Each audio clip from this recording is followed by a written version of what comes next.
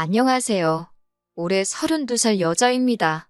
결혼을 앞두고 있었는데, 이젠 정말 예비신랑의 내로남불식 효도에 지쳐서 헛된 기대는 그만하려고요. 예비신랑은 저보다 1살 연상이고 중견기업에 다니고 있는 회사원입니다. 저는 시간제 강사를 하면서 운동 가르치면서 돈을 벌고 있어요. 장소를 대여해서 일정의 수수료 형식으로 자리세를 내고 수업을 하는 형식으로 일을 하고 있어요. 제가 이 일을 오래 해오면서 수강생들에게 입소문도 많이 타고 꼭 제가 아니면 안 배우겠다고 하시는 분들도 많아서 제 자랑처럼 들릴 수도 있겠지만 강의료가 조금 비싼 편에 속합니다. 그래서 사실 그렇게 일을 매달려서 하지 않아도 한 달 제가 사는데 지장 없고 취미생활이나 여가생활 다 즐길 수 있을 만큼 벌고 있어요. 제가 마음먹고 일을 더 한다면 웬만한 대기업 다니는 사람들 못지않게 벌 수도 있습니다. 하지만 그렇게까지는 일을 하고 싶지는 않아서 적당한 선에서 워라밸을 찾아 여가를 즐기면서 살고 있고요. 그래서 벌이 자체는 중견급 기업 다니고 있는 예비신랑에 비교하면 제가 조금 낮은 편이기는 합니다. 하지만 제 벌이는 제가 하기에 따라 더 많아지기도 하는 제 직업적인 특성이 있다 보니 벌이에 대해서는 제가 부족하다는 생각을 가져본 적은 한 번도 없어요. 예비신랑도 결혼 이야기하면서 자기 월급이 그래도 평균 이상은 되다 보니 제 체력을 다 소비하면서까지 돈을 벌기보다는 어차피 집안일하고 살림은 누군가 해야 하니 제가 돈을 덜 버는 부분에 대해서 자기는 불만이 없고 이해한다고 했었습니다. 저는 어머니가 일찍 돌아가셨고 그래서 아버지와 제 남동생 이렇게 세 가족이서 살고 있어요. 남자친구는 저랑은 반대로 아버님께서 어렸을 적에 집을 나가시고는 연락이 두절되었다고 했고 홀어머니 밑에서 연년생인 여동생과 둘이 힘들게 자라왔다고 합니다. 다른 점이 있다면 저는 그래도 아버지께서 아직도 현역에 계시기도 하고 어머니가 먼저 떠나시기는 했지만 이후로도 쭉 외가와 연락을 하고 지내면서 사랑 듬뿍 받으며 자라왔어요. 반대로 남자친구는 아버님이 집을 나가시면서 자연스럽게 친가와는 연락이 두절되었다고 합니다. 어머님 혼자서 두 남매를 키우는데 힘이 들었지만 아버지가 집을 나갔으니 어머님의 시댁에서는 어머님을 포함한 남자친구의 가족들은 이제 남이나 다름없다며 도움의 손길을 내밀지 않았다고 합니다. 그런 어려운 상황 속에서도 남자친구 서울에 있는 4년제 대학 보내고 좋은 곳에 취직할 때까지 뒷바라지 해주신 걸 보면 어머님도 참 대단하신 분이라는 생각이 들었어요. 제가 외가에서 사랑을 듬뿍 받으며 자랐다고는 하지만 저희 친가나 외가가 경제적으로 넉넉한 형편도 아니고 당시에 보호가 필요할 만큼 어렸던 저희 때문에 아버지는 종사하시던 직장을 그만두시고 저희를 돌보면서 밤에는 저희를 맡겨놓고 일을 하셔야 했어요. 제가 학교 다녀와서 동생 돌보면서 제 앞가림 정도 할 수 있는 나이가 될 때까지 아버지는 그런 생활을 오래 하셔야 했고 덕분에 아버지는 남들보다 빨리 건강에 문제가 생기셨습니다. 아직 현역으로 일을 하고 계시지만 아버지의 건강 상태로 가질 수 있는 직장이 많지가 않아서 그렇게 여유롭게 벌고 계시진 않았어요. 그러다 보니 집안 분위기상 제가 항상 제 남동생에게 양보를 하면서 자라왔습니다. 어쩔 수 없는 상황 속에서 제가 동생에게 양보하는 건 남자 여자 문제가 아니라 동생의 누나로서 제가 당연히 희생했어야 하는 부분이라 생각했고 그 부분에 대해서 불만이 많지는 않았어요.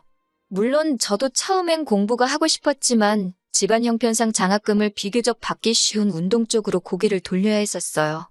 그나마 다행인 건 제 남동생이 공부를 워낙에 잘하기도 했고 집안에서도 적어도 제 동생에게만큼은 공부하는데 지장이 없도록 물심양면적으로 지원을 해주셨으니 그건 다행이라고 봐야겠죠.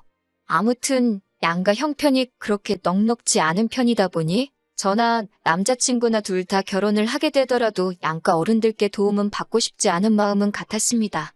결혼 이야기 나오면서 가장 크게 고민해야 했던 신혼집 또한 둘이 모아놓은 돈을 합치고 대출을 껴서 형편닿는 한 가장 적당한 집으로 구해서 시작하기로 했습니다. 남들처럼 신축 아파트 들어가는 건 당연히 꿈도 꾸지 못했고 그냥 어디 적당한 아파트에 전세로 들어가기만 해도 감지덕지라고 생각했습니다. 거기에 사실 저나 예비신랑 두 사람 다 월급을 받고 나서 저는 저희 아버지에게 예비신랑은 자기 어머니에게 생활비와 용돈을 포함해서 돈을 어느 정도씩 드리고 있던 상황이었습니다. 금액에 있어서는 남자친구가 조금 더 많았지만 큰 차이가 있지는 않았어요. 첫 월급을 받았을 때부터 드리던 걸 결혼했다고 그만 드릴 생각도 없었고 어느 한쪽만 드릴 생각도 없었으니 이 부분에 대해선 자동적으로 남자친구와 합의가 된 상황이라고 봐도 무방한 부분이었지요. 심지어 요즘 경기 침체로 인해서 금리가 엄청나게 올라 있는 상황인데 집값까지 내린다 어쩐다 하는 말이 있는 마당에 비싼 이자를 내면서까지 자가로 집을 구하는 게 맞는 건가 하는 생각이 들었습니다. 무엇보다 금리 때문에 이자가 오른 부분이 가장 타격이 컸어요. 돈을 이중 삼중으로 내게 생겼으니 걱정이 이만저만이 아니었지요. 그런데 하늘이 도왔다고 해야 하나요? 제 외삼촌이 다니던 회사에서 해외 파견 근무를 지원하시게 되면서 온 가족이 같이 따라가기로 하셨습니다. 그래서 덕분에 외삼촌이 살던 집이 빈집이 되게 되었고 원래는 그동안 세를 놓을까 싶었는데 외삼촌이 항상 제가 어려울 때 도움을 크게 주지 못했던 게 마음에 걸렸다고 하시면서 이참에 못해준 거 해준다는 느낌으로 외삼촌이 돌아올 때까지 그 집에서 지낼 수 있게 배려해 주셨어요. 저희가 딱히 더 내야 할 건 관리비 말고는 아무것도 없었고요. 결혼 준비를 하면서 가장 큰 골칫거리였던 주거 문제가 해결되니 10년 묶은 체증이 싹 사라지는 느낌이었습니다. 예비 신랑도 제 덕분에 한숨 돌렸다는 식으로 너무 좋아했어요. 이젠 더 이상 어려운 일도 없으니 결혼 준비가 일사천리로 진행될 거라 믿어 의심치 않았습니다. 예비 신랑이 그 말을 꺼내기 전까지는 말이죠. 여태까지 말씀드린 것만 봐도 아시겠지만 양쪽 다 홀아버지, 홀어머니인 부분도 서로 충분히 이해하고 있는 상황이고 저희가 없는 형편의 결혼을 할지라도 양쪽 어른들께 하던 건 그대로 하는데 아무런 문제가 없었던 사람이거든요. 그런데 예비 신랑이 뜬금없이 제가 아버지한테 돈을 드리고 있다는 걸 가지고 딴지를 걸어왔습니다. 난데없이 저에게 이제 장인어른께 돈 드리는 건 그만하는 게 좋지 않겠냐는 말을 하는데 그때까지만 해도 그 말이 기분이 나쁘게 들렸다기보다는 놀라움이 더 앞섰어요. 왜냐하면 예비 신랑도 어머님께 돈을 드리고 있었고 저는 당연히 각자 부모님께 돈을 드리고 있는 상황에 그런 말을 꺼낸 예비 신랑의 참뜻이 다른 게 아니고 이제 우리가 결혼을 하니 부모님께 드리고 있던 지원을 끊어내자고 하는 말인 줄로만 알았거든요. 저의 반응에 예비 신랑은 자기 뜻은 그런 게 아니라 말 그대로 장인어른, 즉 저희 아버지에게 드리는 돈은 그만 드리는 게 어떻겠냐고 하는 거예요. 난데없이 그게 무슨 소리냐고 물어보니 저희 아버지는 아직 현역으로 일도 하시고 계신데 굳이 월급도 얼마 안 되는 제가 돈까지 드릴 필요가 있냐고 하는 겁니다. 당장 저희 외삼촌 때문에 집값으로 돈 나갈 일이 없어진 건 좋은 일이지만 반대로 생각하면 외삼촌이 다시 한국에 돌아온다면 그 집을 비워줘야 하는 건데 하루빨리 돈을 모을 생각을 하는 게 더 좋지 않겠냐고 하는 거예요. 그러려면 예비 신랑의 말은 저희 아버지께 지원하고 있던 돈을 끊어내야 한다고 하는 소리였고요. 솔직히 예비 신랑의 말이 전부 다 틀린 건 아니지만 반은 맞고 반은 틀린 소리였습니다. 외삼촌이 돌아오시면 집을 새로 구해야 되는 사실은 맞는 소리이기도 하고 저도 뼈가 저리도록 인지하고 있는 부분이기는 하지만 그렇다고 해서 제가 저희 아버지에게 하고 있던 효도를 그만하라고 강제할 수 없는 소리이기도 하지요. 남자친구가 제게 그런 말을 할 수 있는 전제 조건은 딱 하나밖에 없다는 말인 거예요. 제가 제 아버지에게 생활비를 드리고 있는 게 싫으면 예비 신랑 본인도 자기 어머니에게 드리고 있는 생활비를 끊어내기로 하고 그 후에 저한테도 같은 제안을 해야 한다는 말인 거죠. 그래서 저는 아버지께 드리는 돈은 힘든 와중에도 건강 잃어가며 나를 키워주신 은혜를 갚는 돈이기 때문에 당신이 당신 어머니께 드리는 돈을 중단하고 나에게 똑같은 걸 요구하는 조건이 아닌 이상은 그렇게 할 생각이 없다고 저의 생각을 정확하게 전달해줬습니다. 예비 신랑은 저희 거절에 그래도 장인어른이 계속 일도 하고 계시고 저희 집에는 처남도 있지 않느냐 하고 따져묻기 시작하더군요. 제 남동생은 이제 막 학업이 끝난 상태이고 아직 취직 준비하고 있는데 취직이 되지도 않은 제 동생이 아버지를 부양하면 되는 거 아니냐고 말하고 있으니 어이가 없었습니다. 그래서 저도 당신도 동생이 있지 않냐고 물었어요. 저희 집과는 반대로 남자친구 집에서는 동생인 예비신우가 양보를 해서 남자친구가 대학 공부를 할 수 있었습니다. 덕분에 예비신우는 20살이 돼서부터 미용 쪽 일을 시작했고 그러다 보니 모아놓은 돈도 상당하고 벌이도 나쁘지 않은 편이었거든요. 그런데 남편은 어머니와 장인어른의 입장이 다르다는 의견을 바꿀 생각도 없어 보였고, 오히려 예비 신우와 제 남동생의 상황을 비교하면서 자기 동생은 앞으로 시집을 가야 하니 어머니의 경제적인 부양은 자기가 계속할 수 있지만 저희 집에서는 여자인 제가 시집을 오는 거니 제가 아버지를 더 챙길 필요 없이 이제는 제 동생이 아버지를 부양하면 되는 거라고 우기기 시작하는 겁니다. 언뜻 들으면 맞는 말 같기도 하지만 생각해보세요. 이제 막 사회생활 시작도 안 한 제 동생이 모아놓은 돈 한 푼 없이 홀아버지 부양까지 하고 있다면 제 동생은 결혼을 어떻게 하겠나요? 자기 동생은 시집 가야 되니 그렇게는 못한다고 하면서 제 동생은 남자니까 어떻게든 하라고 하는 말이 무책임해 보였습니다. 그래서 저는 절대 눈에 흙이 들어가도 당신이 원하는 대로는 할 수 없을 거라고 다시 한번 강조했습니다. 저는 단 하나, 당신도 어머님에 대한 지원을 그만둔다면 그때 가서 나도 똑같이 아버지에 대한 지원을 끊겠다고 이 결정은 바꾸지 않을 거라고 엄포를 놓았어요.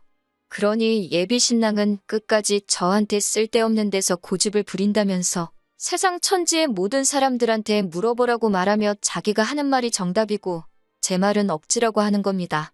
그래서 그날은 원래 데이트를 하기로 한 날인데도 불구하고 더는 기분이 나빠같이 있을 수가 없어서 집으로 그냥 돌아왔네요. 제 기분을 풀어주려는 건지 마저 설득시키려는 건지 예비 신랑에게서 전화가 쉴 새 없이 걸려왔지만 저는 하나도 받지 않았습니다. 그렇게 전화기가 10번 정도 연속으로 울리고 나니 그 뒤로부터는 전화가 없더라고요. 그 다음 날도 그 다다음 날도 예비 신랑이 걸어온 전화는 전부 다 무시해버렸습니다. 제가 연락이 두절이 되니 오죽 답답했는지 어떻게 제 시간표를 알고 온 건지 마냥 죽치고 기다렸는지 모르겠는데 제가 일하는 체육관 앞에서 저를 기다리고 있더라고요. 적어도 1시간은 밖에서 기다렸을 텐데 기다린 성의를 봐서도 예비 신랑이 무슨 말이 저에게 그렇게 하고 싶어서 저러는지 드러나 보자 싶었습니다. 다만 저는 수업이 있어서 출근을 했던 거였기 때문에 예비 신랑한테 근처 카페에라도 가서 1시간을 더 기다리라고 말해야만 했어요. 수업이 끝나고 카페에 가니 예비 신랑이 저를 기다렸다는 듯이 자리에서 일어나 저를 부르고 있더라고요. 맞은편 자리에 앉았는데 예비 신랑은 제가 자리에 앉기도 전에 저랑 나누었던 대화를 가지고 자기도 충분히 많은 생각을 했다고 하면서 자기 이야기를 들어보라고 하며 계획이랍시고 주절주절 떠들기 시작하는데 자기 엄마는 용돈을 계속 줄 테니 너네 아버지한테 주던 돈은 그만 주라고 하는 말보다 더 어이없는 말을 꺼냈습니다. 예비 신랑이 해결책이라고 꺼낸 이야기는 아예 홀시어머니를 모시고 같이 살자고 하는 겁니다. 제가 테이블 안쪽에 정리되어 있던 의자를 빼느라고 잘못 들었나 싶어서 제가 들은 게 맞냐고 물어봤더니 예비 신랑은 다시 한번 강조하듯이 합가를 하자고 자기 어머니 모시고 셋이서 알콩달콩같이 살자는 겁니다. 제정신으로 하는 소리인가 싶었는데 진심이었어요. 합가를 하게 되면 모든 게 완벽하게 돌아간다는 겁니다. 말인즉슨 어머님이 우리와 같이 살게 되면서 집안일이나 살림을 어느 정도 도와주실 테니 그만큼 저희 집안일 부담이 줄어드는 것이고 집안일에 쏟아야 하는 시간이 줄어든 만큼 제가 수업 몇 개를 더 잡아서 일을 더 할 수 있다는 겁니다.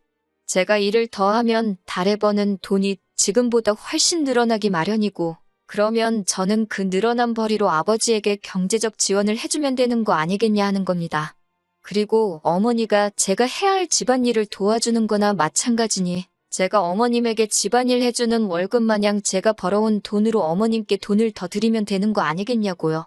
매번 말은 그럴싸하게 하는 것 같지만 내로남불 자기만 효도하려고 하는 개수작을 넘어서 이번에는 아예 저한테 대리효도를 강요하고 있는 모습에 어이가 없어서 말도 제대로 안 나오더라고요. 나지막히 그럴 거면 아예 신우도 데리고 살지 그러냐고 비아냥대듯이 이야기했습니다.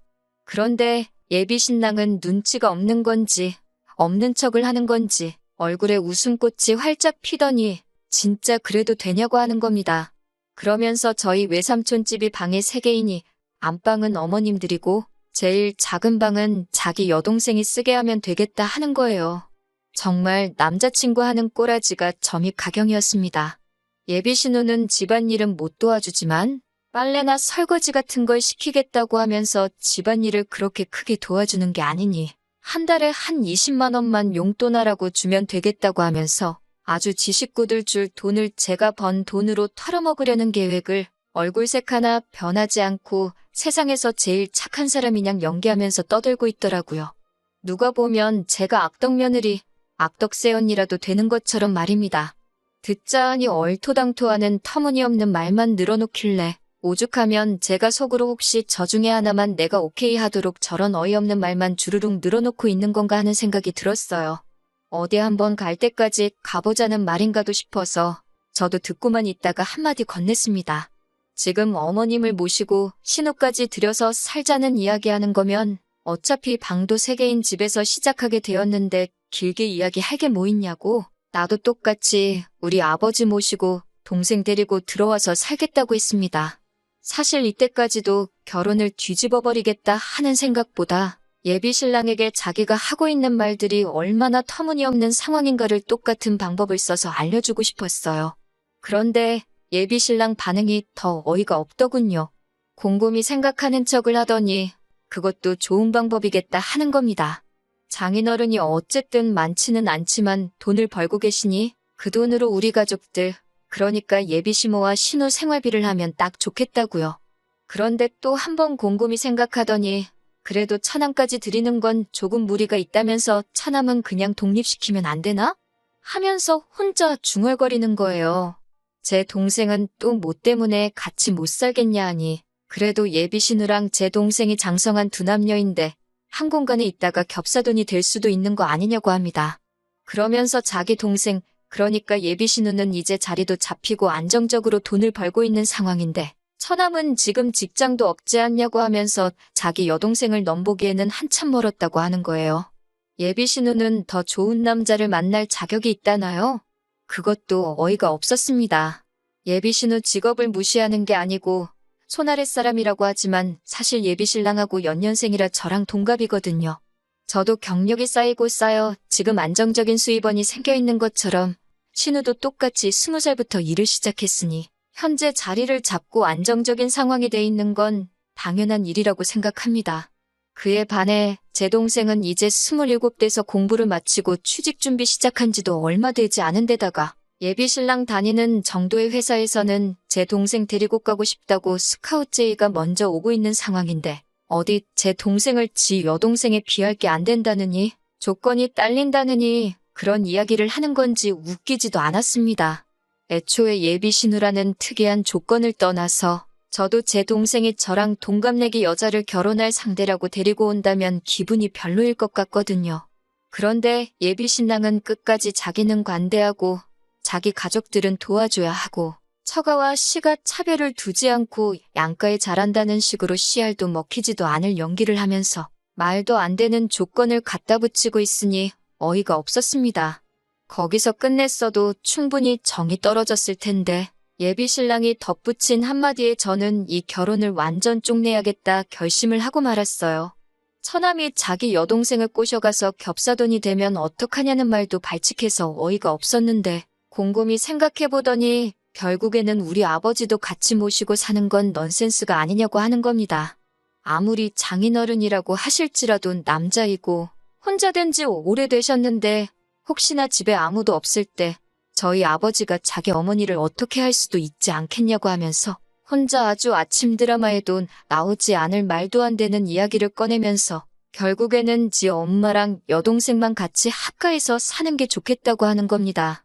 장인어른이 벌어오는 돈 몇 푼 때문에 자기 엄마를 위험한 상황에 놓이게 할 수 없다나요? 그 말 듣자마자 제가 마시고 있던 아이스커피 잔을 들어서 예비 신랑 얼굴에다가 있는 힘껏 끼얹어 버렸습니다.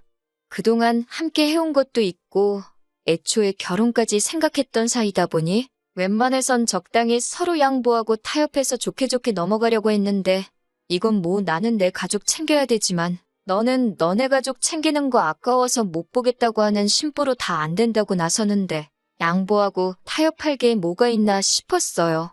예비 신랑은 얼굴에 커피를 뒤집어 쓰고 얼이 빠져서 자기가 홀랑 젖어있는 꼴을 보고 얼어붙어 있었습니다.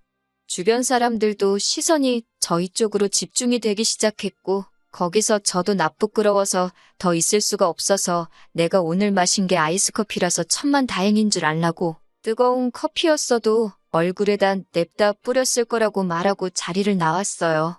카페 밖을 나서는 저를 감히 쫓아오지도 못하더라고요. 아마 시원한 커피 맞고 정신이 확 들었나 봅니다. 하지만 제가 그렇게 커피를 끼얹은 건 정신 차리고 반성하라는 뜻이 아니고 완전히 헤어지자고 하는 말이었어요.